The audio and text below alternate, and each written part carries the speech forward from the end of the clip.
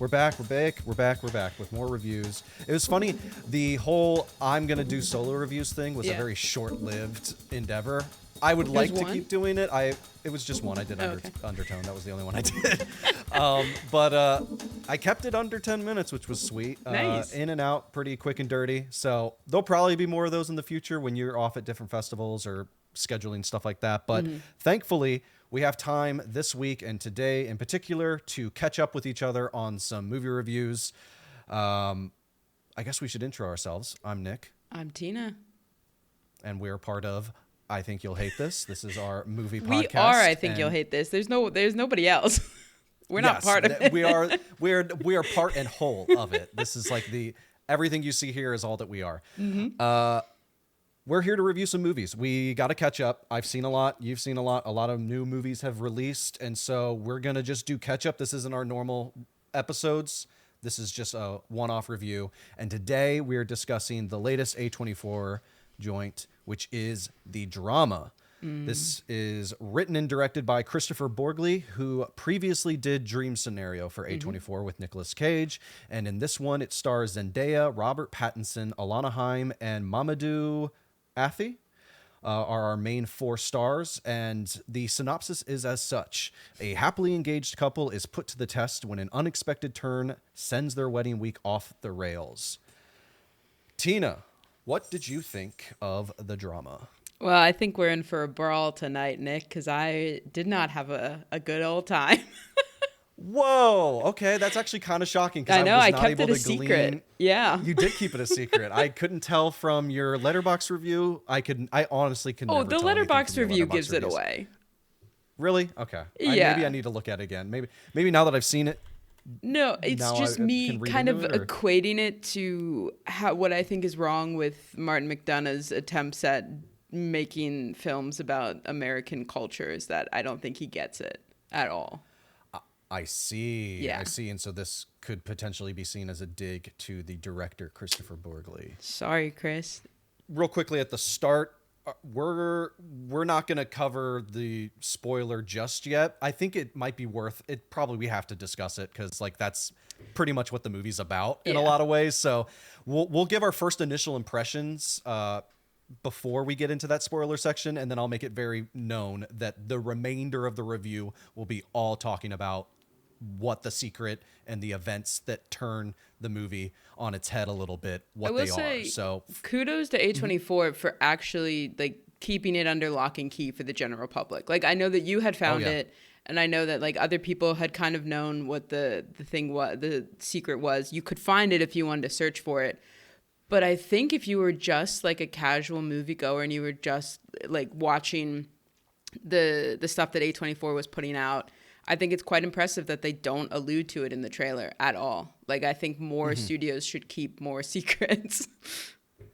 Yeah, I mean, and it's interesting though, because if it wasn't, I feel like if it wasn't an A24 movie, let alone an A24 movie anchored by Zendaya and Robert Pattinson, I would be very curious to see how the box office and general audience reception would be towards the film once the reveal of what the movie's really about actually comes to light. Because I think a lot of people are going to see it irregardless of knowing that or their feelings while watching it and understanding what the movie's about. They're there because of Zendaya and they're there because of Robert Pattinson. And I think if you had people maybe with a little less cachet behind their names and things like that, maybe it would struggle a little bit more. I've seen a lot of people kind of comparing it in terms of its sort of marketing tactics and similar vibes in terms of it being about a wedding and a romance movie in some respects to Materialists from last year and how that was also kind of marketed in an interesting way. And then when you watch it, it's kind of not that. So,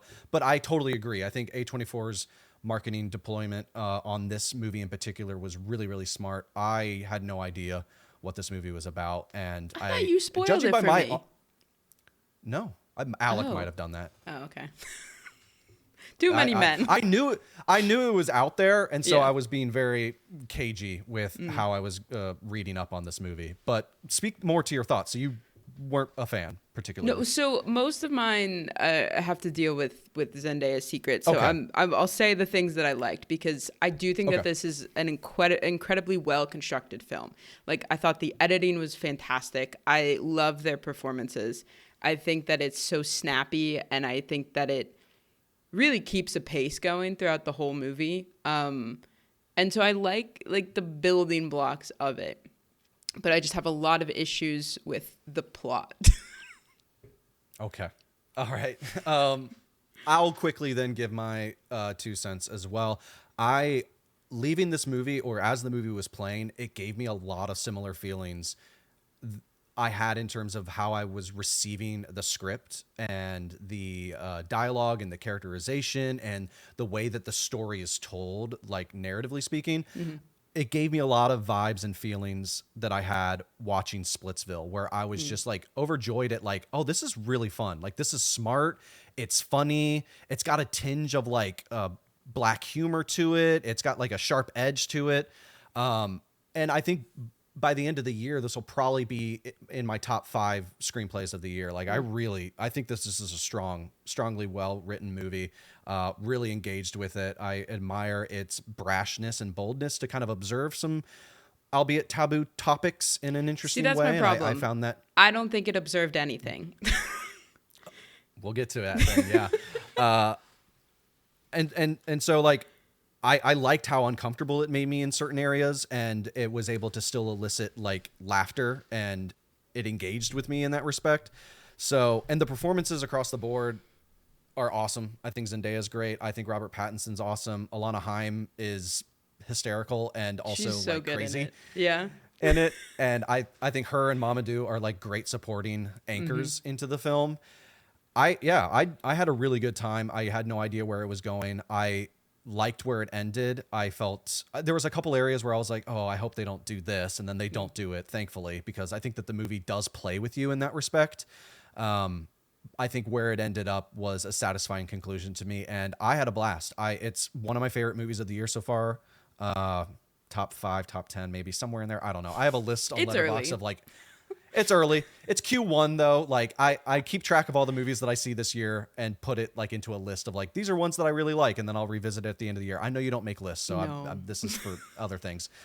So I would give it a strong recommendation if you like both of these performers. If it seems interesting to you based on the marketing and you don't know anything, I definitely think it's worth checking out. Your mileage may vary on the reveal and how you feel about that and how it's handled. So I look forward to hearing other folks' feedback, but everyone I've talked to, I saw it with my roommate. He really liked it. His girlfriend really liked it. So, and the audience seemed to be like really leaning into it. So I had a blast. I would recommend it, but let's stop here now. You've gotten a little bit of taste of Tina's not enthused reaction to it, and now mine. And so let's get into it in greater detail. So the movie is about a couple that is about to get married. They're like days away from their imminent, a week out from their wedding ceremony, and they're at a like tasting for food and wine for their ceremony, and they're joined by Mamoudou and Alana Haim's character, and they're basically just shooting the shit, talking about things, and they eventually get onto the topic of conversation of what is the worst thing that you've ever done. Something that you've never told anybody, like a dark secret or something. Mm-hmm. And so they kind of go around the room telling embarrassing things and things that are a bit like, I don't want to share this or whatever, but they're expressing some vulnerability there. Zendaya's character's been drinking a little bit, so this probably plays a factor into her honesty there, is that she was a little drunk when she admitted it. But the revelation that turns the movie on its head and takes us throughout the rest of the film is that the worst thing that Emma, Zendaya's character, has ever done was she planned, premeditated, and almost carried through with a school shooting when she was younger, when she was about 14 years old. And that completely sort of sucks the air out of the room, and everybody kind of looks at her out of disbelief, shock, disgust, not knowing if she's lying, if she's just taking the piss out of them. Mm-hmm. Alana Haim's character takes huge offense to this, and the movie just cascades from there. So Tina, in light of that revelation now being openly expressed to the audience here as our review, I'm free now. You're free to have your way with it. My issue on paper, I think that you could, I don't have an inherent issue with her planning a school shooting being the secret.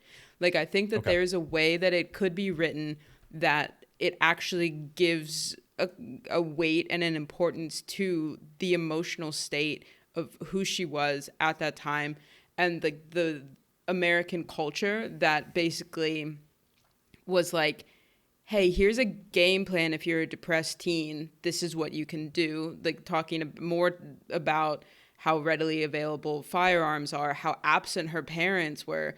It's like that, I think, is a totally fine thing. And I'm totally fine to add some dark comedy to it. But the movie is so uninterested in her as a character beyond that. Like, what's her job? What does she do? Yeah. Well, the thing is once that revelation comes out. No, even before then.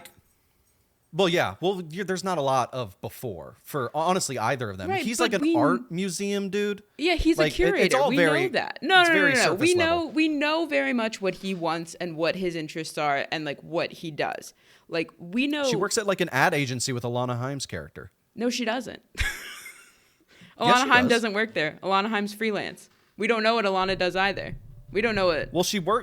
Well, she took her off the project. She said, hey, I got this project for your friend or whatever. And then she told her, like, don't worry about it. Right. But when you see them in their two offices, it's not the same building whatsoever. So it doesn't matter what she does. But my issue is that like neither of us can agree what she does.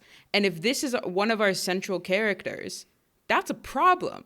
A central character who has this sort of weighty thing in her background. And it was really frustrating that they would have like 4 sentences about it, and then she'd be like, please stop talking about it, I just want to get over it. And like, that's not fair to anybody who's been involved in a school shooting, anybody who has been involved in a shooting of any kind, like to essentially just write it off as like, oh, it's this like bad thing that she did in the past, but like we don't really need to dig into it. And that's why I made the joke about being from going to the Martin McDonough School of not knowing how to write American cultures, because like I just think that even if it wasn't perfect, I think that coming from an American perspective of somebody who grew up having to do these sort of drills in school, you'd come at it at a different way. It's just presented as this cringe, uncomfortable punchline. And I don't think that as a society, we are there that we can do this. Was it the lack of sort of explanation and examination into her character and how she arrived at that place where she felt like she wanted to do this and was planning it out and then decided not to? Or is it the fact that there's a little bit of humor to it that they're kind of like poking at it? Or dark humor, I think, is something that humor is something that we use to make sense of the things that feel surreal and like we can't fully grasp them if we've never lived through them or anything like that. Or even if we have lived through them, you use that as something. But Zendaya's character is so hollow. Like, there is nothing. Like I said, we know nothing about her. Nothing. Like, you feel like she's probably a good person because we like Zendaya. Because we, as the audience, like Zendaya. I would argue if you put a different actor in that role, who is not as well known, who is kind of just like a fresh face, you'd be like, okay, well, she sucks. Because we don't have those pre-existing feelings. And because there's nothing written really for her character, because truly, like, she just keeps brushing it all off. She's like, no, we don't need to talk about it. We're done. I don't want to talk about it. It's done. It's over. But like, that doesn't make for an interesting movie. It makes for an interesting series of hijinks that Robert Pattinson can go through. But like for this character whose actions are the sort of backbone of the film, she needs to be like a full character.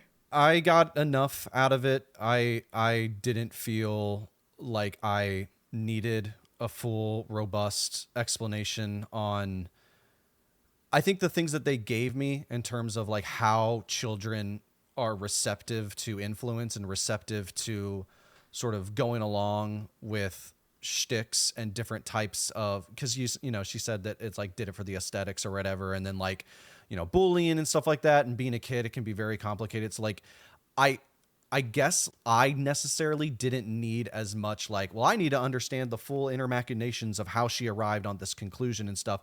I think if anything for me, the thing that was slightly unclear, but I think I've worked it out in my head is like the heel turn that she makes. And I think Robert Pattinson even, brings it up too, in the sense that when she eventually decided not to carry through with it and then ended up joining like a gun control and sort of like anti-gun movement within her school, he was like, doesn't that seem a little hypocritical of you that you would just, go from this to immediately that so quickly and stuff.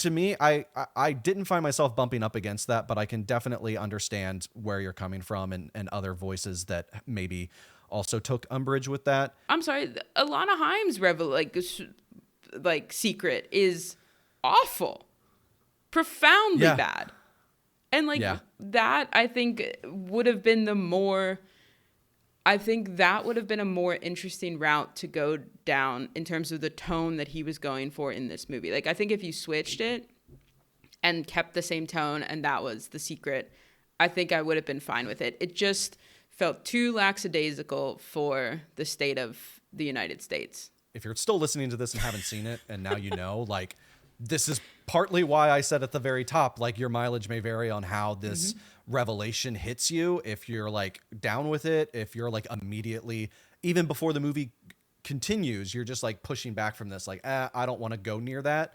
Oh no, totally I wasn't pushing back. No, not you. Oh, okay, yeah. I mean the audience. I was willing to give them their run for it, and then I will say it was a very quick downturn. Did you like Dream Scenario? I didn't see Dream Scenario. Okay. I'd be curious. I don't know if you had seen his other work and like already were kind of predisposed to not particularly like his. No, I love the style. I love the editing. Like, I absolutely love that. Weird essay though that he wrote in 2012. You know what I'm saying? Oh yeah. Yeah, that's the other sort of element to this whole production that I totally forgot about until you brought up, and had thought like, is this something that we need to bring up and acknowledge? Like, unfortunately, so he like wrote an essay in defense of this 12-year age gap relationship that he was going through. And one of the lines from the essay, it's horrible. Like, I don't support any sort of age gaps, and I don't think he was trying to be funny in this line, but he said, instead of listening to my friends, I listen to Woody Allen instead. And unfortunately, I have used that as a joke now. But like, man, to sincerely write that, bad.